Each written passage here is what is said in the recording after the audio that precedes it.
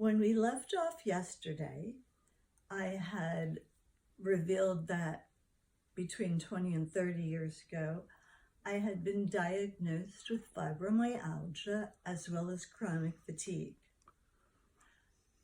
But I need to talk about a diagnosis I got before that that's significant, which is breast cancer.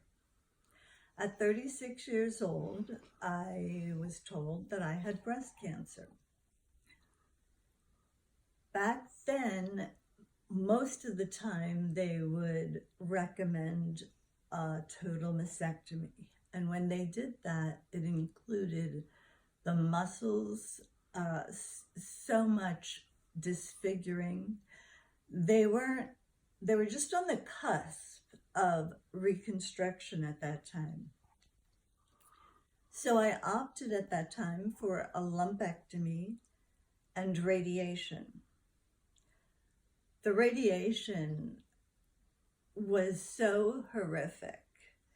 I had a tattoo of where they were going to radiate me, going from my neck to my waist, around my side and up my back. I went through horrific burns and swelling. At the time I was still working, and I remember one day working next to somebody in my office who looked over and he said to me, "Are you fertilizing them? Because the burns from the radiation caused edema and fluid had swelled me up enormously." But they did not have any further testing. The gene testing was not available. And after I completed the treatments, I just simply went along with my life. And a lot of times I forget about it.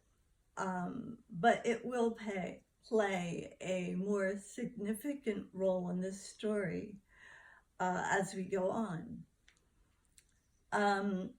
The fibromyalgia and the chronic fatigue were extremely debilitating. But the worst of the debilitation was during another highly stressful time in my life. My father, my adopted father, and my mother lived in New Jersey. I had an adopted brother who lived in Philadelphia. I lived with my family in Northwest Indiana and commuted to Chicago for my job. I can't begin to tell you how horrific that time was. It started in, I think, July or maybe April, with the phone call that my brother had been taken to the hospital with a significant illness. They thought he possibly had a brain tumor. And when I received this call, it was when I was visiting my parents in New Jersey, who had just returned from the winter in Florida, which they had done for basically 20-some years, I believe. My father, who at this time was in his 80s, had been diagnosed a few years before that with colon cancer. But they caught it very, very early.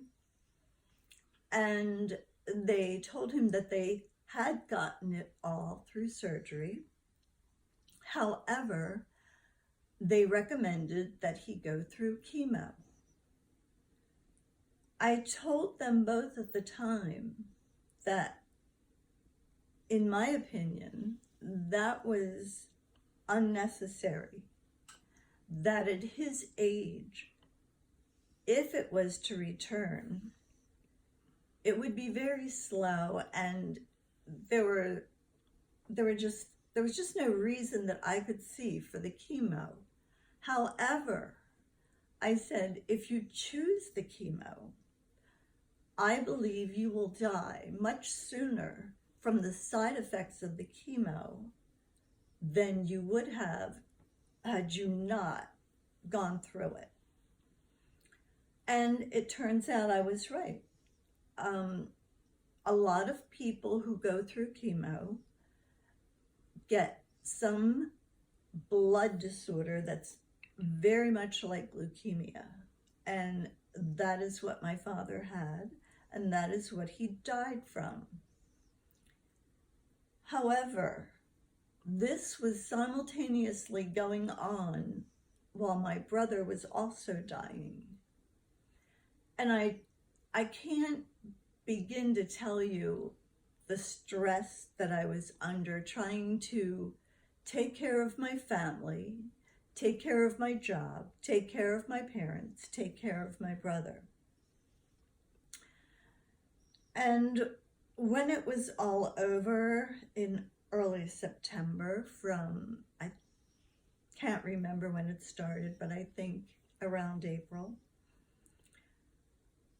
my father and my brother died within 24 hours, and we had a double funeral. And I thought that I could just go back to my life and continue. However, as I walked into a bagel store to order a bagel one morning, a year later, I had no capability of speech. And I think the owner of the store who was there taking my order saw the degree of trauma on my face and in my eyes that I couldn't get any words out. So my next diagnosis at that time was PTSD. And we will keep going if I get back up tomorrow. Good night.